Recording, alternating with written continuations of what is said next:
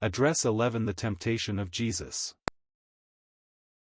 And Jesus, being full of the Holy Ghost, returned from Jordan, and was led by the Spirit into the wilderness, being 40 days tempted of the devil.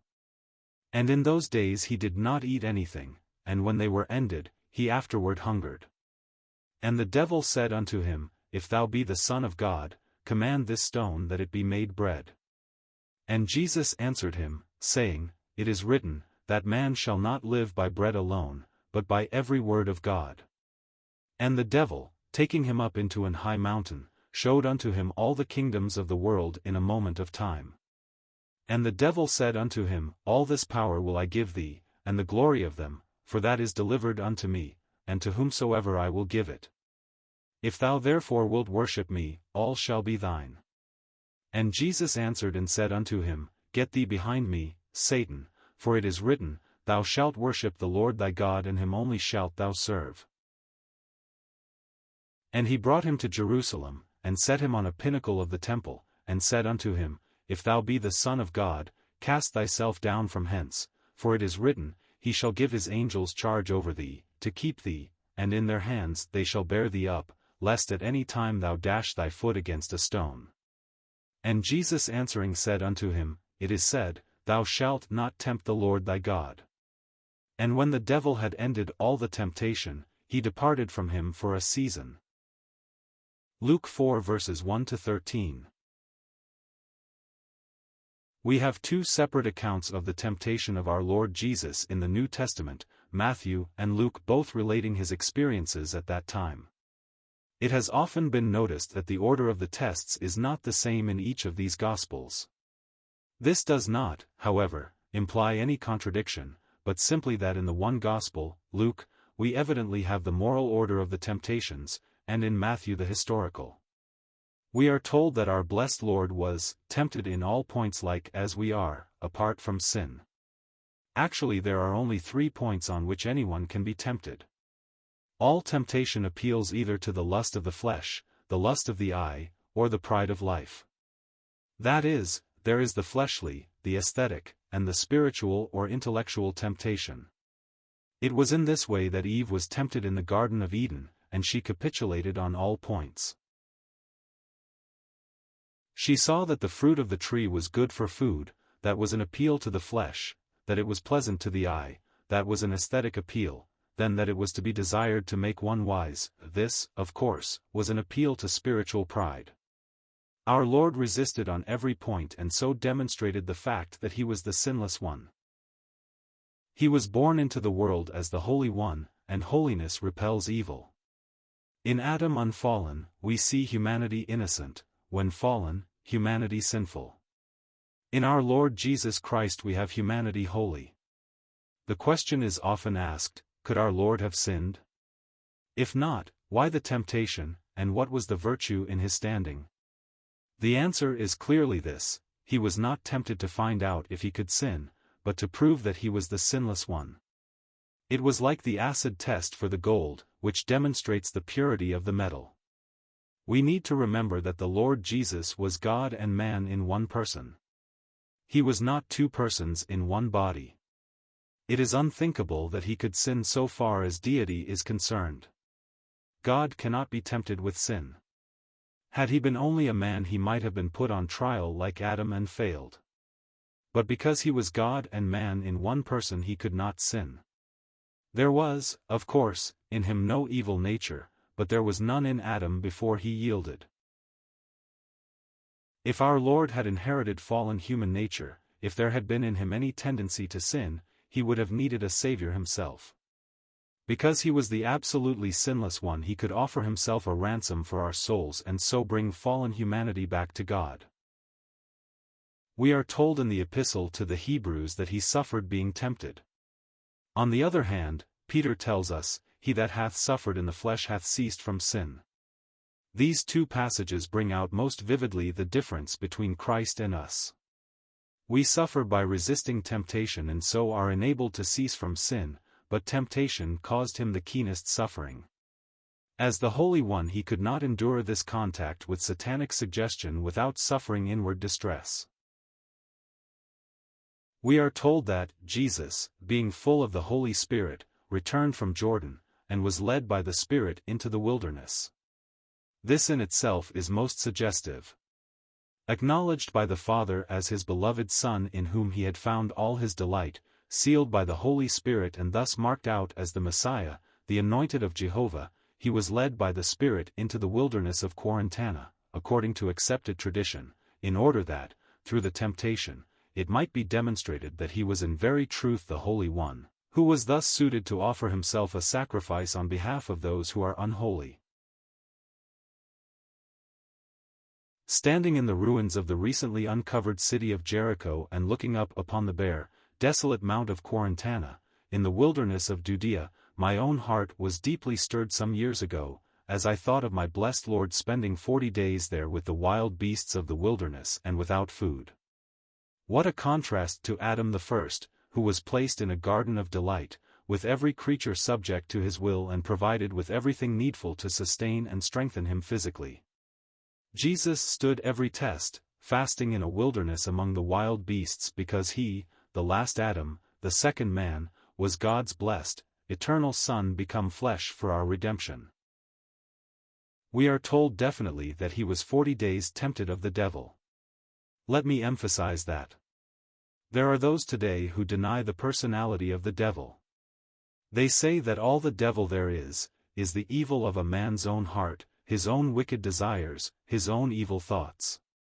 In one great religious system, which has been taken up by multitudes, the teaching is current that if you just cut the letter D out of the word devil, you will find what that word really represents. The devil is simply the personification of evil. Actually, they tell us, there is no personal devil. Have you ever thought what that implies?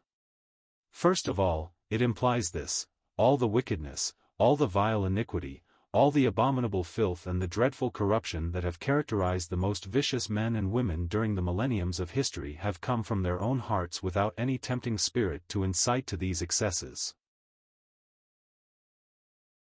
That is the worst indictment of the human race that anyone ever dreamed of bringing against mankind.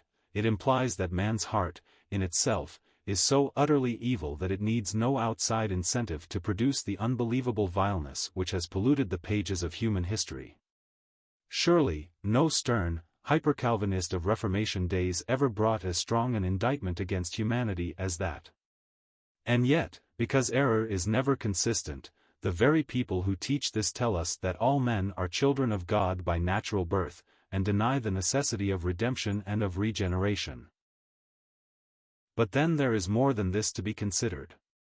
The denial of the personality of the devil is positive blasphemy against our Lord Jesus Christ. Here we are told that he was led into the wilderness to be tempted of the devil. Dare we say that this means he was to be tempted by his own evil thoughts, by the wickedness of his own heart? We have already seen that there was no wickedness there. He was the pure and sinless one. Yet he was tempted of the devil. He himself tells us elsewhere that the devil abode not in the truth, that he is a liar from the beginning, a murderer, and that there is no truth in him. Note these personal pronouns. Our Lord Jesus recognized in Satan a sinister personality, the foe of God and man. The question may be asked, why, then, did God create such an evil being? Why did he ever bring a devil into existence? He did not create him as an evil spirit but as a pure and innocent angel. He abode not in the truth. Like all the other angels, he was created in innocence, but temptation came, the temptation to exalt himself, and so he fell and became the enemy of God and man. His judgment has already been declared, but before it is carried out God has chosen to permit him a certain measure of power and liberty in order that men may be tested to find out whether they prefer Satan's service or whether to live in loving devotion to the God who created them. You may take your choice, but if you choose Satan as your master here you must share his doom for eternity, for hell was prepared for the devil and his angels, that is, his messengers. Now notice the order of the temptations as here given. Satan came to Jesus when he was hungry, when physically he was weakest. This was the opportunity to present to him the appeal to the lust of the flesh. if there had been anything in him contrary to the holiness of the Godhead. So the devil said to him, If thou be the Son of God, command this stone that it be made bread. To have yielded would have been to accept a suggestion from Satan and thus to take himself out of the hand of God. There was not the slightest tendency to do this. Jesus met the tempter with Scripture, saying, Man doth not live by bread only, but by every word that proceedeth out of the mouth of God doth man live. There is something more important than bread to sustain the body, and that is the word that sustains the spirit. So the Lord Jesus repudiated the suggestion of the devil. He had no word from the Father commanding him to change stones into bread. He would not put forth such power in obedience to Satan. Alas, how often have we who profess his name failed in similar circumstances? We have reached the place of grave extremity in some experience of life.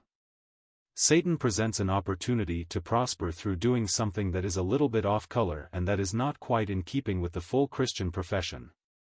How many a child of God has failed right there and has allowed himself to take up with something which even the world recognizes as shady or crooked, in order that he might procure more of the bread that perishes, only to find out at last that he breaks his teeth upon the very stones which he attempted thus to change into food. That is not God's way. He does not call upon his people to make bread out of stones.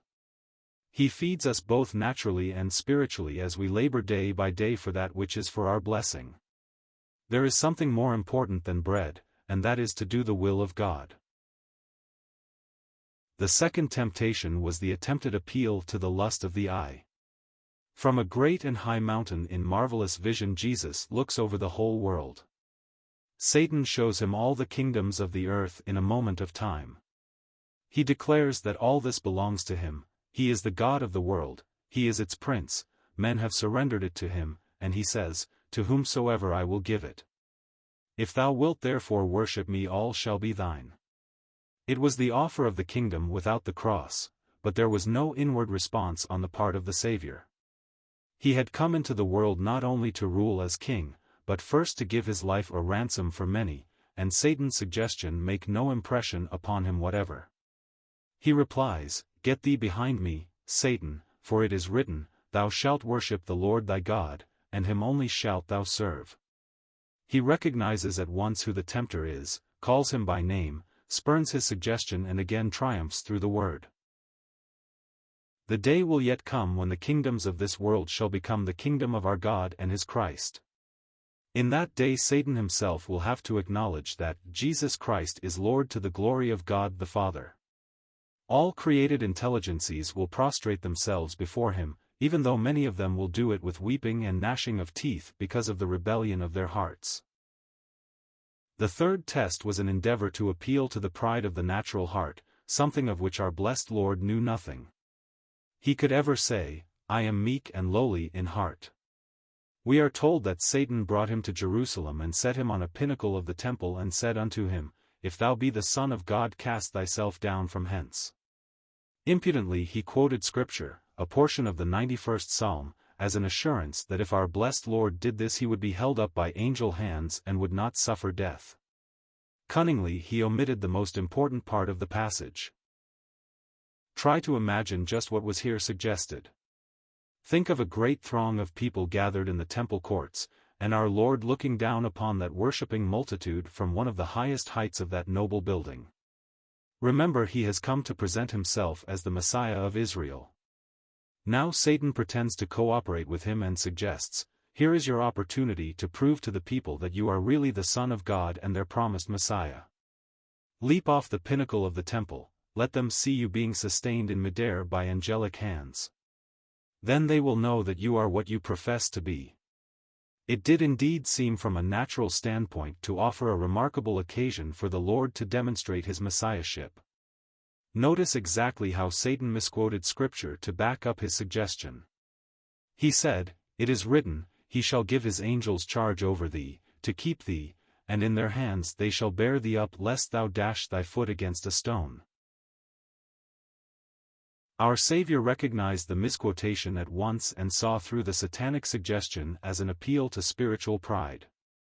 The devil said, as it were, I am only asking you to do what Scripture warrants, leap from the pinnacle of the temple and count upon God to fulfill His own word and to protect you from harm. But if we turn back to the 91st Psalm, we will find the passage actually says, He shall give His angels charge over thee to keep thee in all thy ways.